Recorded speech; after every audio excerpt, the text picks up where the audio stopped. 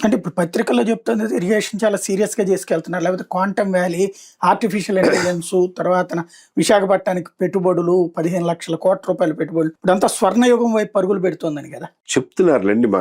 Paper మీరు చదువుతారు, నేను చదువుతాను. కాకపోతే మనం చదివే మనకు అండర్స్టాండింగ్ కొంచెం డీప్ గా ఉంటుందిగా. దాని ప్రకారం చూస్తే ఇరిగేషన్ ప్రాజెక్టులు వీళ్ళ హయాంలో పూర్తి చేయగలిగే పరిస్థితి ఏం కనపట్టల్లా. బికాజ్ లాస్ట్ 2 years నుంచి వీళ్ళు చేసింది చాలా తక్కువ. ఏదో ఒక స్ట్రెచ్ లో మీరు లైనింగ్ వేసి కుప్పం దాకా తీసుకెళ్లినంత మాత్రాన హంద్రీనీవా ప్రాజెక్ట్ కంప్లీట్ అయినట్టు కాదు. ఇంకా చేయాల్సింది చాలా ఉంది. గాలేరు నగర్ ప్రాజెక్ట్ ఇంతవరకు అట్లాగే పడుంది. వెలిగొండ ప్రాజెక్టు అట్లాగే పడుంది. గత సంవత్సరంన్నర కాలంలో ఏమి జరగల. ఆ సొరంగం పనులు కొద్దిగా అయినాయి అంతే, అంతకుమించి ఏం జరగల.